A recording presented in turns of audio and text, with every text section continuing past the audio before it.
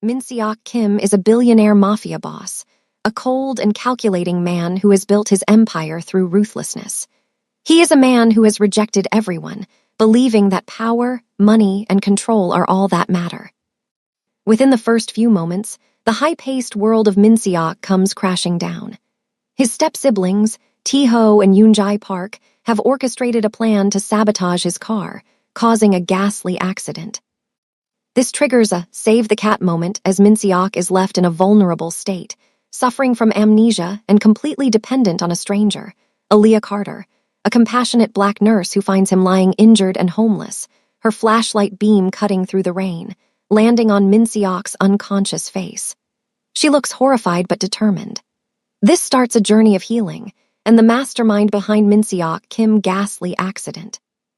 Hello, family. Welcome to Afro Soul Mafia Stories. Before we proceed to the story, I would love to know where you are watching from.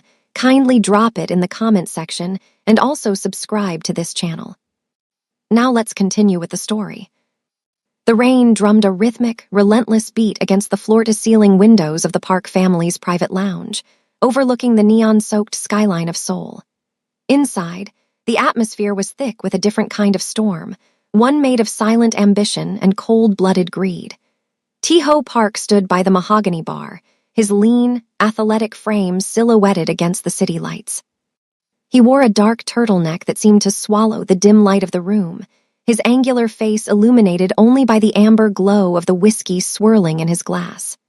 Beside him, Yoon-jae Park sat perched on the edge of a velvet armchair, her black blazer sharp and imposing, her posture as upright and polished as a blade. "It's done," Tae-ho murmured, a small, predatory smile tugging at the corners of his mouth. He didn't need to raise his voice.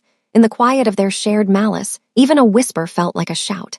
He thought of the mechanic he had bribed, a man who knew exactly how to make a brake line look like it had simply perished under the stress of a high-speed journey.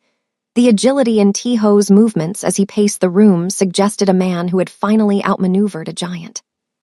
He turned to his sister, his eyes twinkling with the smugness of a predator who had just closed the trap. Yoon-jae didn't return the smile immediately. Her delicate features remained neutral, her calculating intellect already 3 steps ahead, imagining the legal paperwork that would follow the tragedy.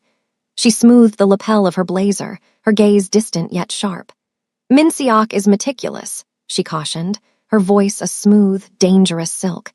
"If he suspects even a tremor of betrayal before he hits the mountain road, we lose everything." She looked up at her brother, her expression shifting into a polite but cunning edge. "He believes he is the only one fit to hold the inheritance. He thinks our blood is diluted because we are steps. Tonight, we show him that diluted blood can still drown a king."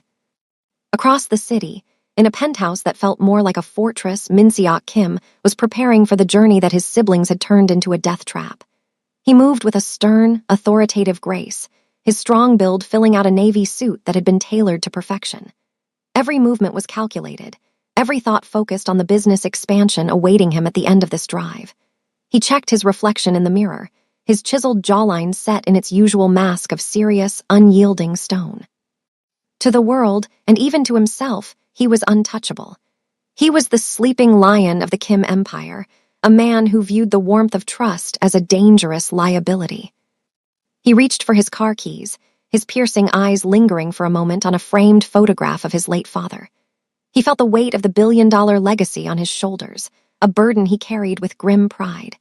He didn't know that the very vehicle waiting in the garage below had been transformed into a coffin of steel and glass. He didn't know that the siblings he had dismissed as mere annoyances were currently toasting to his demise. Back in the lounge, Tae-ho raised his glass toward his sister. "To the king," he mocked, his voice dripping with arrogance.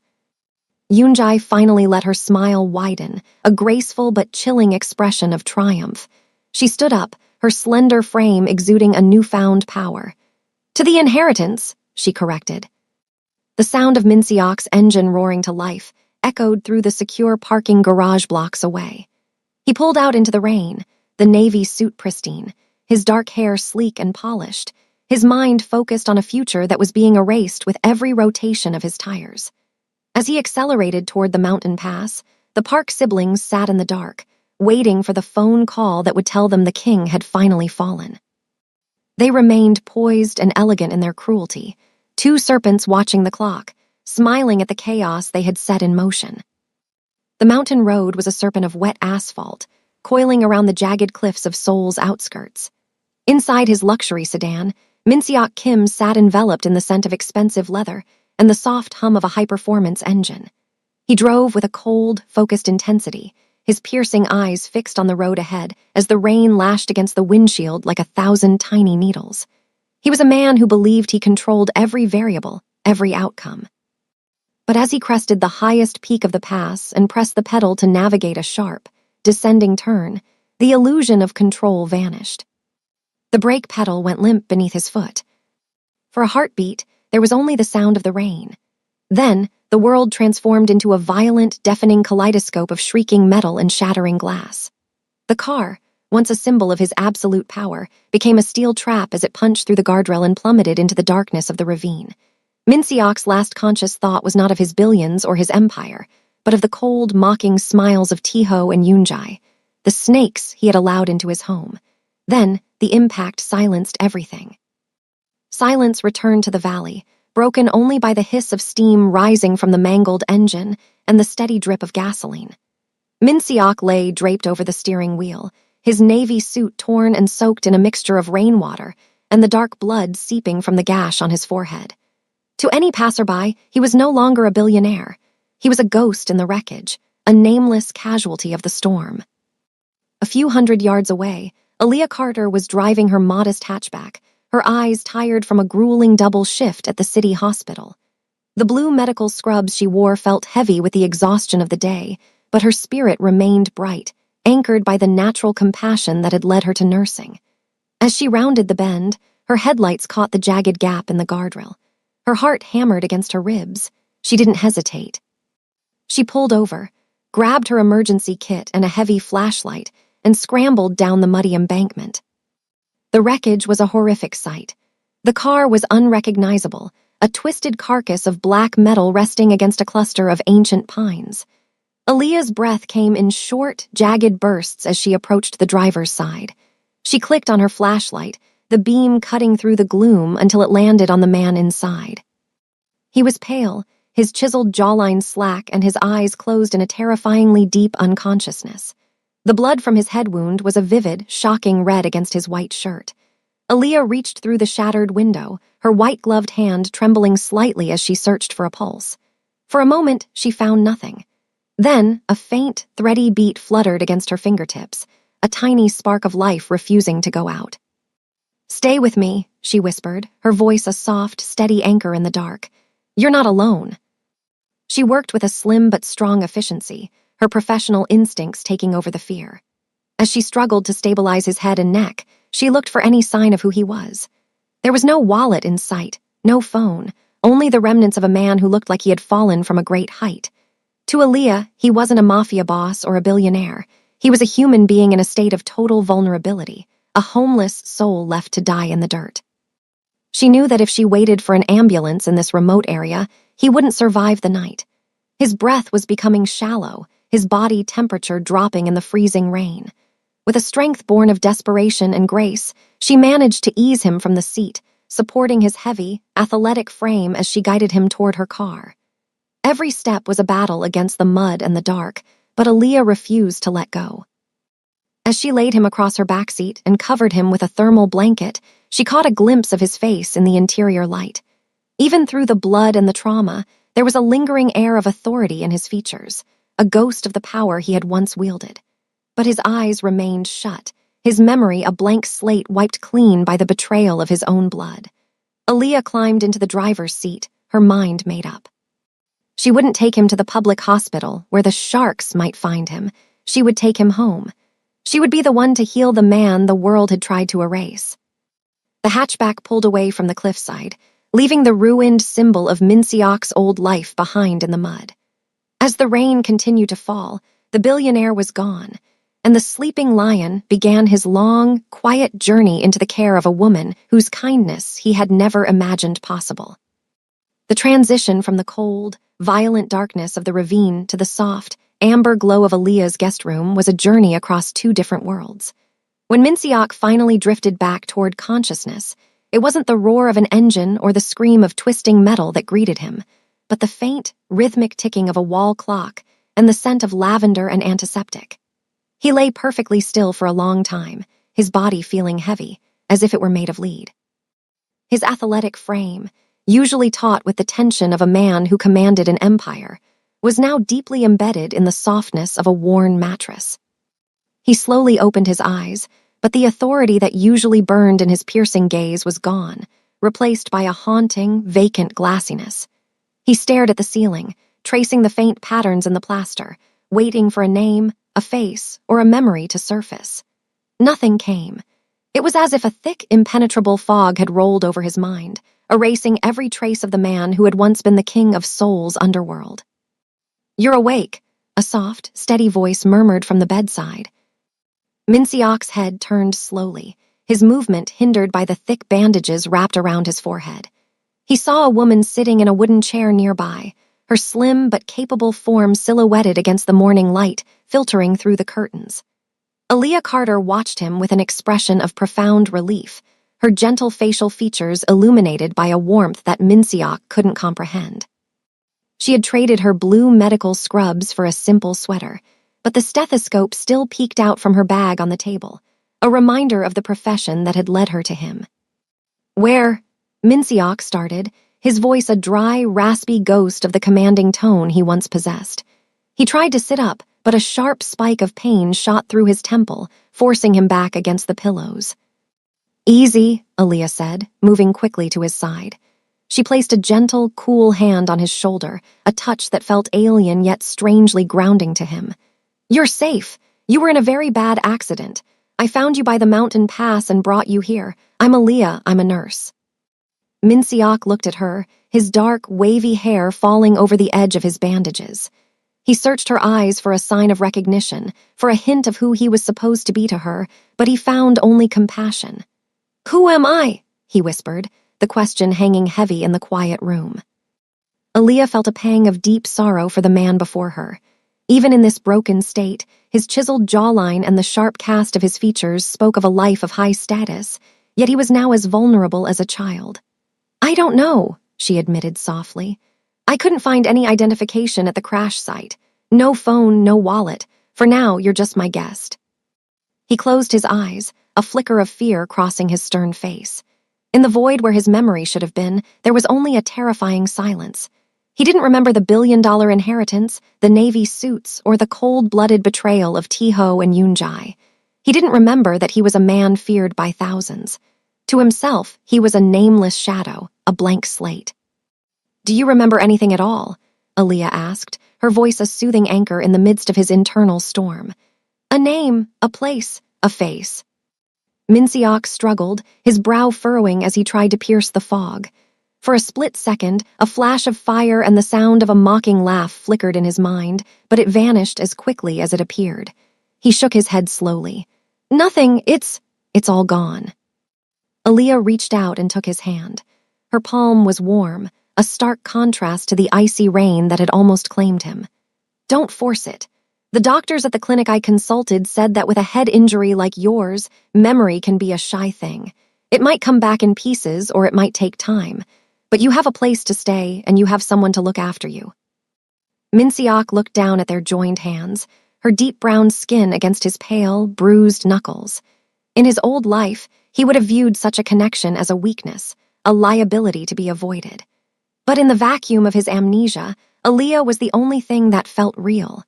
She was the person who had pulled him from the wreckage when he was a homeless soul with nothing to offer.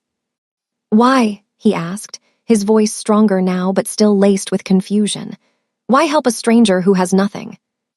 Aaliyah gave him a small, natural smile that reached her eyes. "Because you were hurting and I could help. That's enough of a reason." As the hours passed, Aaliyah moved about the small apartment with a graceful, quiet efficiency, preparing a simple broth and checking his vitals with a practiced hand. Minsiok watched her every move, his intense eyes following her as if she were the only light in a dark room. He felt a strange, quiet peace beginning to settle over him, a feeling that was entirely foreign to the ruthless mafia boss he had once been. He didn't know that across the city, his step-siblings were already drinking to his memory, toasted by the very wealth they had stolen from him. He didn't know that he was a dead man to the rest of the world. In this small, warm space, he was simply a man being nursed back to health by a woman whose kindness was the first lesson in his new life. Min-seok Kim, the lion of the underworld, was gone. In his place was a nameless guest, leaning on the strength of a nurse who had saved his life, not for his money or his power, but simply because his heart was still beating. He drifted back to sleep that evening, not to the dreams of conquest and blood that usually haunted him, but to the steady, comforting sound of Aaliyah humming a soft melody in the kitchen, his only anchor in a world he no longer knew. The morning sun rose over Seoul, but it did not carry the warmth of a new beginning. Instead, it shone with a cold, clinical brilliance upon the glass towers of the Kim conglomerate. Inside the executive boardroom, the air was sterile and heavy with the scent of expensive cologne and old money. Tae-ho Park stood at the head of the long obsidian table, his dark turtleneck replaced by a sharp, slate-gray suit that signaled his transition from the shadows to the spotlight. He moved with a restless, lean energy, his fingers tapping rhythmically on the leather surface of an empty chair. The seat that had, until 48 hours ago, belonged to Min-seok Kim. Beside him, Yoonjae Park was the picture of poised, calculating elegance. Her black blazer was buttoned tight, her shoulder-length hair falling in a sleek, perfect line that framed a face of practiced mourning. She held a stack of legal documents with a steady hand, her delicate features settled into a mask of solemnity that hid the triumphant fire burning in her eyes. To the bank of lawyers and board members gathered before them, they were the grieving survivors of a tragic mountain accident. To each other, they were the architects of a new world order. The search teams have concluded their second sweep of the ravine, Tae-ho announced, his voice carrying a practiced tremor of sorrow that didn't quite reach his twinkling, mischievous eyes. Given the severity of the crash and the rising waters of the river below, they have officially declared that there is no possibility of survival. My brother, the chairman, is gone. A heavy silence followed, a vacuum that Yoonjae was quick to fill with the cold iron of her resolve. She stepped forward, the grace of her movements hiding the predatory instinct beneath. In accordance with our father's contingency trust and the absence of a direct heir, the responsibility of the Kim legacy now falls to us. We cannot allow the empire Min-seok built to falter in his absence. We are here to ensure a seamless transition of power. As the lawyers began to circulate the final inheritance papers, Tae-ho leaned back, his fit, lean build relaxing into the high-backed leather throne. He watched the pens hit the paper, each signature a nail in the coffin of his stepbrother's memory. He felt a surge of arrogant adrenaline. For years, he had lived in the shadow of Min-seok's athletic, commanding presence, dismissed as the lesser sibling. Now, with a few drops of ink, he had inherited the crown he didn't have the strength to earn, but had the cunning to steal. The siblings didn't wait for the ink to dry before they began the systematic dismantling of Min-seok's inner circle. Loyalists were reassigned to remote provincial offices. Personal assets were liquidated into private offshore accounts. They moved with a ruthless efficiency that would have almost made Min-seok proud had he been there to witness his own erasure. By noon, the digital displays in the lobby had already been updated, the name Min-seok Kim replaced by a generic corporate logo, a ghost being exorcised from his own machine. Later that evening, the siblings retreated to Min-seok's private penthouse, a place they had once been forbidden to enter without an invitation. Tae-ho threw himself onto the designer sofa, kicking his feet up on a marble coffee table that cost more than a common worker's yearly salary. He uncorked a bottle of vintage cognac from Min-seok's private collection, the amber liquid catching the light as he poured 2 generous glasses. He was so certain of his invincibility, Tae-ho mocked, his voice echoing in the vast, empty space. He raised his glass toward the panoramic view of the city, a view that now belonged entirely to him. He died in the mud like a dog while we drink his finest reserve in his own sky.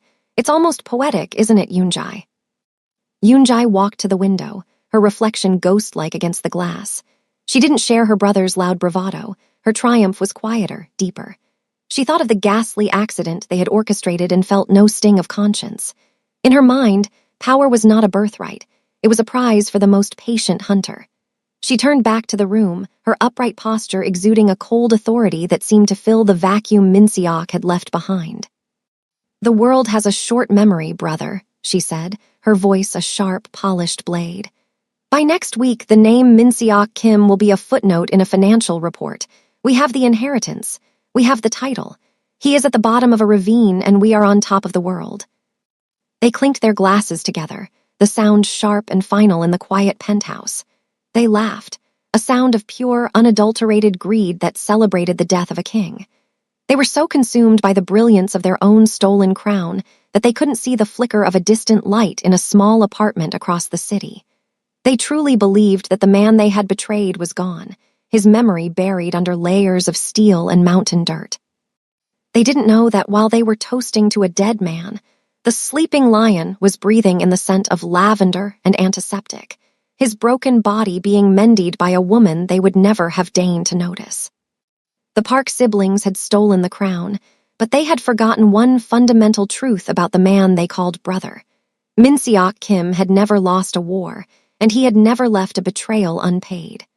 As they drank to their victory, the clock was already ticking toward the day the ghost would return to reclaim what was his. The weeks that followed passed in a blurred sequence of sunrise and shadow, as the man who had once ruled through fear learned to exist through grace.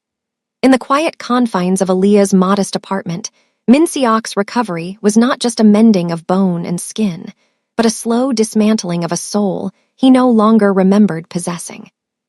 The stern, serious mask that had defined his life as a mafia boss began to soften, the chiseled lines of his jaw relaxing as the constant threat of betrayal was replaced by the simple, rhythmic hum of domestic life. Aaliyah became the sun around which his new, smaller world orbited. She moved through the rooms with a slim, capable strength, her blue scrubs often exchanged for soft, oversized sweaters after her long shifts at the hospital. She taught him the things his previous life had never allowed: how to enjoy the steam rising from a home-cooked bowl of soup, how to listen to the rain without calculating the risk of a mountain road, and how to find peace in silence rather than suspicion. "You're doing it again," Aaliyah said one afternoon, her voice a gentle tease. She walked into the small living room to find Minciok standing by the window, his strong, athletic frame tense, his piercing eyes scanning the street below with an intensity he couldn't quite explain. He looked like a king standing guard over a kingdom of one. He turned to her, his dark hair falling slightly over the bandage that still sat above his brow. "Doing what?" "Looking like you're waiting for an army to arrive," she replied, stepping closer to him. She didn't flinch at his imposing presence. Instead, she reached up and adjusted the collar of the simple cotton shirt she had bought for him. "There's no one coming, Minciok. At least, no one who wants to hurt you. Try to breathe." Minciok looked down at her, struck by the natural beauty of her soft, defined features. In the void of his memory, her face was his only map. "I feel like I should be doing something more, like I'm missing a purpose." "Your purpose right now is to heal," she said firmly, her hand lingering on his arm. "The world can wait." As his strength returned, Aaliyah began to involve him in the small tasks of her day. She taught him how to chop vegetables, laughing when his large, powerful hands fumbled with the delicate knife. She showed him how to tend to the few potted plants on her balcony, explaining the patience required for something to grow.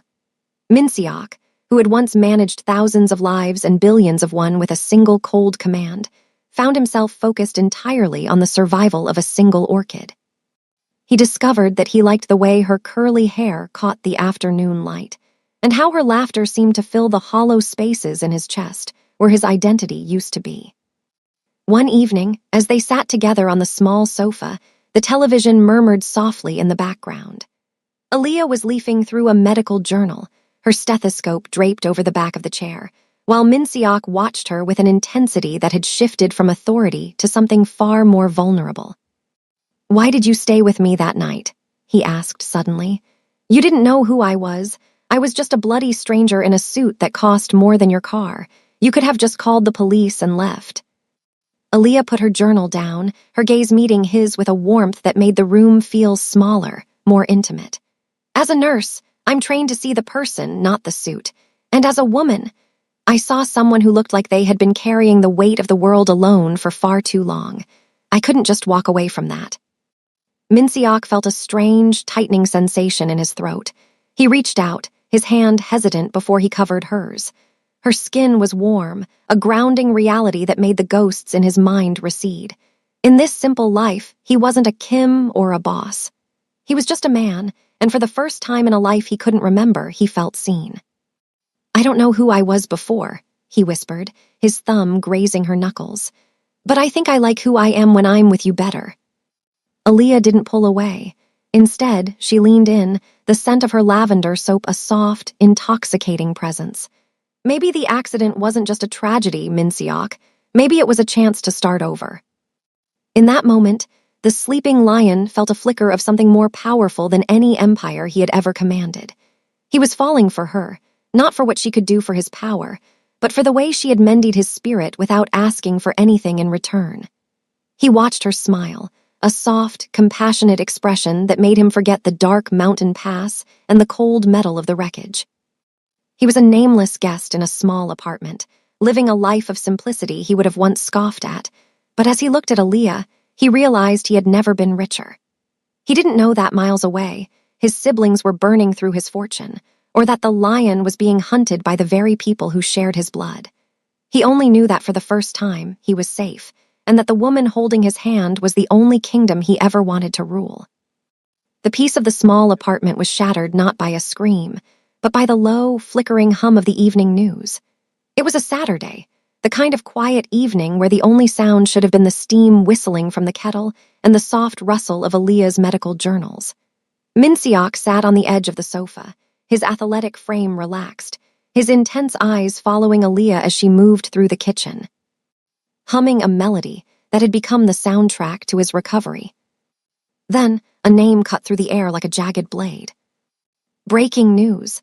The board of directors for Kim International has officially confirmed the appointment of Tae-ho Park as the new chairman, following the tragic death of Minsiok Kim. Minsiok froze. The tea towel in his hand dropped to the floor. On the television screen, a high-definition image flashed. Tae-ho Park, dressed in a dark turtleneck and a sharp blazer, was standing before a podium, his face a mask of practiced grief that didn't quite hide the predatory twinkle in his eyes. Beside him stood Yoonjae Park, her black blazer sleek and professional, her smile a thin, calculating line of triumph.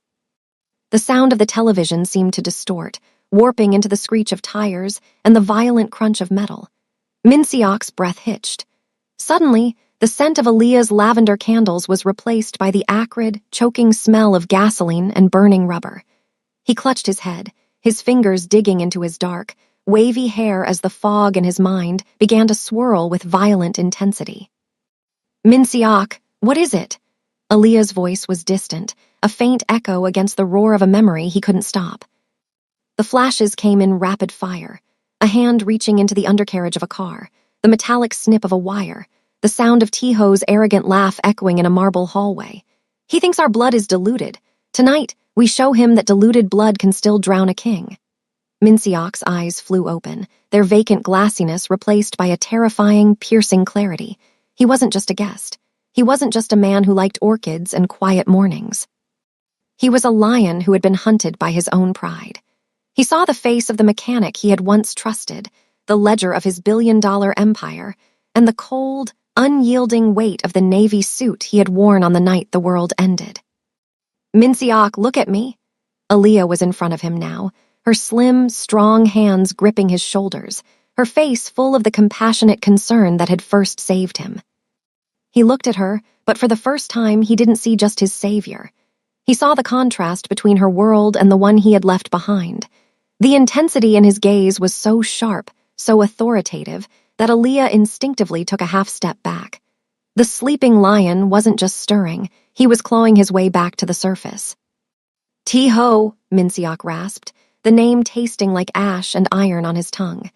His chiseled jaw was set in a stern, serious line that looked as if it had been carved from stone. "Yoonjae."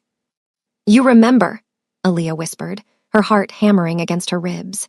She saw the shift in his posture, the way his shoulders squared and his presence seemed to grow until he filled the small room with an air of lethal authority. The man who had fumbled with a vegetable knife was gone, replaced by someone who looked like he could dismantle a city with a single word. Minseok stood up, his movement fluid and powerful. He looked at the television, where his step-siblings were now toasting to their new era with vintage champagne. The betrayal burned in his chest, a cold, white-hot fire that scorched away the piece he had found in Aaliyah's arms. "They did this," he said, his voice dropping to a low, dangerous vibration. "They didn't just want the money, they wanted me dead." He turned to Aaliyah, and for a moment, the hardness in his eyes wavered. He saw the stethoscope on the table, the simple life she had shared with him, and the natural beauty of the woman who had asked for nothing but his health. He realized with a jolt of agony that his memory was a double-edged sword. It gave him back his power, but it threatened to steal the only peace he had ever known. "Aaliyah," he started, his voice cracking. "I know who you are now," she said softly, her eyes searching his. She had seen the news, too. She knew the face of the man on the screen. "You're him, the one they call the boss." The silence that followed was heavy with the weight of a billion-dollar legacy and a life of blood. The trigger had been pulled, and the bullet was already in flight. The ghost in the wreckage had found his name, but as Minseok looked at the woman who had nursed him back from the brink, he knew that the man he was about to become might be someone she could no longer hold. The haunting flashes of his old life weren't just memories, they were a summons. The king had been called back to his throne, and the vengeance he was about to unleash would leave no room for the simplicity of the home he had grown to love. The transition in Minseok's mind was not a gentle awakening, it was an industrial furnace roar. As he stood in Aaliyah's living room, the flickering television screen acted as a lightning rod, grounding the fractured electrical currents of his memory. The sleeping lion did not merely stir, he tore through the cage of amnesia with a ferocity that turned his blood to ice. Every detail of his life as the chairman of the Kim's syndicate returned with a crushing weight. The scent of Cuban cigars in his mahogany-lined study, the weight of the gold watch he'd been wearing during the crash, and the precise, cold calculations he made every morning before the sun rose. But with the power came the poison. The betrayal by Tiho and Yoonjae was no longer a series of blurry flashes. It was a crystal-clear recording playing on a loop in his mind. He remembered the dinner 3 nights before the accident, where Yoonjae had smiled over her wine glass, her soft features hiding the fact that she was mentally measuring him for a coffin. He remembered the way Tiho had patted him on the back, his mischievous eyes glittering with the knowledge that the diluted blood was about to strike. The depth of their treachery was a cavernous void, a realization that he had been hunted by the very people he had allowed to share his name and his table. Minseok's posture underwent a terrifying transformation. The slight, vulnerable slouch he had adopted during his recovery vanished, replaced by a rigid military precision. His athletic frame seemed to expand, his shoulders squaring as if preparing to carry the mantle of his empire once more. He looked down at his hands that had lately learned to chop vegetables and tend to orchids, and clenched them into white-knuckled fists. The strength in his well-toned arms wasn't for healing anymore. It was for reclaiming. "Minseok," Aaliyah's voice was a whisper, a soft plea for the man she had grown to love to stay. But when he turned his head to look at her, she saw a stranger. His eyes, which had been warm and searching just hours ago, were now piercing and intense, burning with an air of absolute authority that made the small apartment feel like a prison cell. The stern, serious mask had returned, carved from the same stone that had made him the most feared man in Seoul. The head injury, once a mark of his fragility, was now just a battle scar on a warrior who had returned from the dead. "They think I am a ghost," Minseok said, his voice no longer raspy or hesitant. It was deep, resonant, and dripped with a lethal chill. "They think they can sit in my chair and drink my wine while I rot in a ravine." Aaliyah took a step toward him, her hands reaching out in a gesture of instinctive care, but she stopped when she saw the coldness in his jawline. "What are you going to do?" "I am going to remind them why I am the head of the Kim family," he replied, his gaze fixed on the television where Tiho was currently being toasted by a crowd of sycophants. "I am going to show them that a king does not die simply because his heart stops for a moment." He walked to the window, looking out at the city skyline. In his mind, he was already mapping out the loyalists who could be reached, the hidden accounts his siblings didn't know about, and the exact sequence of the fall he would orchestrate for the parks. The simplicity of the life Aaliyah had offered him, the soups, the music, the quiet mornings, felt like a dream he was forced to wake up from. He felt the pull of his old life, a dark, magnetic force that demanded he return to the shadows and the blood. Yet, as he caught his reflection in the dark glass, he saw Aaliyah standing behind him, her blue scrubs a stark contrast to the darkness of his thoughts. A pang of agony twisted in his chest. He realized that the man he was becoming again was a man who couldn't exist in her world. The lion had awakened, but the price of his awakening was the peace he had found in her arms. "Minsiok," she said, her voice trembling but brave. "You don't have to go back to being that man. You survived. You have a new life here." He turned back to her, and for a fleeting second, the nameless guest flickered in his eyes before the boss took over completely. He reached out and touched her face, his thumb grazing her soft cheek with a tenderness that felt like a goodbye. "They tried to kill me, Aaliyah," he said, his voice a low, dangerous vibration. "If I don't go back, they will never stop, and if they ever find out you saved me, they will come for you too." The realization hit him like a physical blow. His survival wasn't just a miracle, it was a threat to her safety. As long as T-Ho and Yoonjae sat on his throne, Aaliyah Carter was a target. The lion hadn't just awakened to take back his crown. He had awakened to protect the only person who had ever treated him like a human being rather than a transaction. He pulled his hand away, the authoritative mask locking into place. The faithful day had arrived, and with it, the end of his innocence. He wasn't the broken man from the wreckage anymore. He was Minsiok Kim, and the world was about to find out that the grave couldn't hold him. He looked at the door, then back at Aaliyah, the fire of vengeance and the weight of his legacy finally consuming the quiet life they had shared. The hunt had begun. The transition from the warmth of Aaliyah's small apartment to the cold, glass and steel shadows of Seoul's financial district required a calculated precision that only a man of Minsiok's background could muster. He sat at the small kitchen table, the light of a single amber lamp illuminating the sharp, chiseled lines of his jaw. He was no longer the wandering ghost. He was a commander preparing for an asymmetric strike. To re-enter his world undetected, he needed to bypass the high-tech biometric surveillance and the newly hired loyalists now patrolling the Kim Towers. He needed a phantom's entrance, and for that, he needed Aaliyah. Aaliyah stood across from him, her medical bag open on the counter. She watched him with a mixture of trepidation and unwavering loyalty. To the world, she was just a nurse in blue scrubs, an invisible part of the city's working class who moved through secure buildings without a second glance. To Minsiok, she was his Trojan horse. "The executive gala is being held at the Grand Orchid Plaza to celebrate the merger," Minsiok said, his voice a low, dangerous vibration that commanded the room. "T-Ho and Yoonjae have doubled the security, but they expect a frontal assault from a rival family. They don't expect a medical emergency from within." He laid out a blueprint of the plaza, drawn entirely from memory, on a paper napkin. He pointed to the service elevators used by medical standby teams and the blind spots in the kitchen corridors where the cameras lagged by 3 seconds. Aaliyah listened, her natural beauty tempered by a new, grim resolve. She understood the plan. She would enter as a part of the contracted medical standby team for the event, carrying the supplies Minsiok needed to regain access to his private biometric server, a hardware bypass key he had hidden in a secure safe deposit box months before the accident. "If they catch you, Aaliyah," Minsiok began, his piercing eyes softening for a fleeting second. He reached out, his large hand hesitating before covering hers.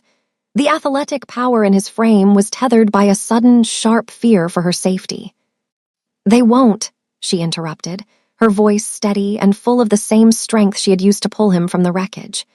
"I've spent my life being invisible to people like them. I can get in, and I can get you what you need. Just promise me that when this is over, the man I saved is the one who comes back." Minsiok didn't answer with words. He simply tightened his grip on her hand. Under the cover of a rainy Tuesday, the silent retribution began. While T-Ho and Yoonjae were busy rehearsing their victory speeches, Aaliyah used her credentials to secure a temporary shift at the plaza. Meanwhile, Minsiok, dressed in a nondescript dark hoodie that hid his authoritative features, moved through the city's underground like a predator in the tall grass. With Aaliyah acting as his eyes and ears inside the perimeter, Minseok successfully intercepted the encrypted signal from his server. That night, in the back of a shadowed car, Minseok watched the digital upload bar on his laptop hit 100%. He now had backdoor access to the company's internal accounts, the private security feeds, and the undeniable evidence of the siblings' embezzlement and sabotage. He looked at Aaliyah, who sat beside him in the dark, her hand resting on his arm.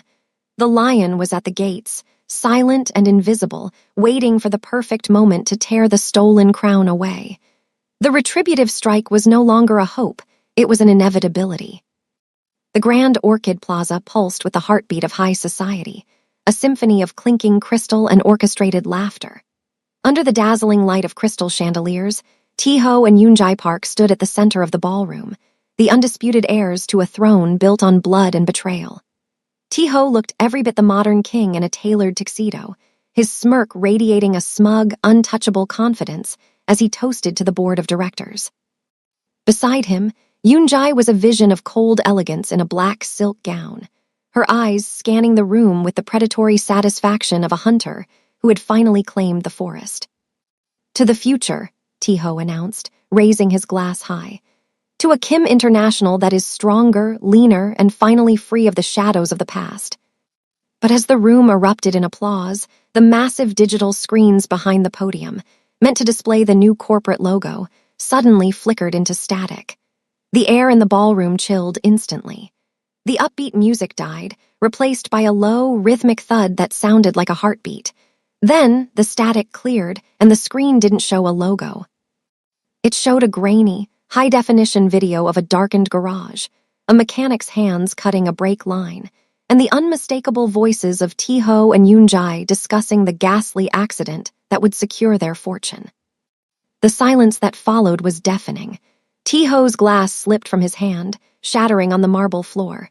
Yoonjae's face, usually so poised, drained of all color, turning a sickly, ghostly white. "Who is doing this?" Taeho roared, his voice cracking with a sudden, desperate fear. "Shut it down." "The dead don't stay silent forever, Taeho." The voice didn't come from the speakers. It came from the back of the hall. The heavy oak doors swung open, and the crowd parted like the Red Sea. Walking down the center aisle was a man the world had mourned for weeks. Minseok Kim moved with a terrifying, athletic grace, his strong build filling out a charcoal suit that seemed to radiate authority. The scar on his forehead was a jagged badge of survival, and his piercing eyes were locked on his siblings with a lethal, focused intensity. He didn't look like a victim. He looked like a god of retribution. "Minseok," Yoonjae whispered, her hand trembling as she reached for the podium to steady herself. It's impossible." "You were always better at math than at loyalty, Yoonjae," Minseok said, his voice a low, dangerous vibration that echoed to the furthest corners of the room. He stepped onto the stage, the sheer power of his presence forcing his siblings to shrink back. "You calculated the height of the cliff, the speed of the car, and the depth of the water, but you forgot to calculate the strength of the woman who saved me." He turned slightly and reached out his hand toward the side entrance. Aaliyah Carter stepped into the light. She had traded her blue scrubs for a floor-length emerald gown, her curly hair framing a face that glowed with a natural beauty that put every diamond in the room to shame. She walked to Minseok's side, her slim but strong hand sliding into his. She wasn't just a nurse anymore. She was the queen consort of a reclaimed empire. "This is Aaliyah Carter," Minseok announced, his stern features softening for a fleeting second as he looked at her. "She found a homeless man in the mud and gave him a reason to live. You found a brother and gave him a reason to kill." Minseok turned back to the siblings, his expression hardening into stone. "The police are already at the gates. The evidence of your sabotage, the embezzlement, and the attempted murder has already been sent to every major news outlet in the country. You didn't just lose the inheritance, Taeho. You lost your lives." As security teams, loyalists who had been waiting for the lion's signal, moved in to restrain the Park siblings, the shocking twist was not just Minseok's return. It was the way he looked at Aaliyah. The cold, ruthless mafia boss had died in that ravine, and in his place stood a man who finally understood that power was nothing without a soul worth protecting. He led Aaliyah to the center of the stage, ignoring the flashes of the cameras and the gasps of the elite. In the wreckage of his old life, he had found something far more precious than a billion-dollar legacy. He leaned in, his forehead resting against hers, a silent promise made in the middle of his greatest victory. The king had returned to his throne, but for the first time in his life, he wasn't sitting on it alone. Aaliyah saved his life, but he saved her future. Tap the heart if you believe true love can change even the coldest heart, and share this with someone who needs a reminder that hope is never lost.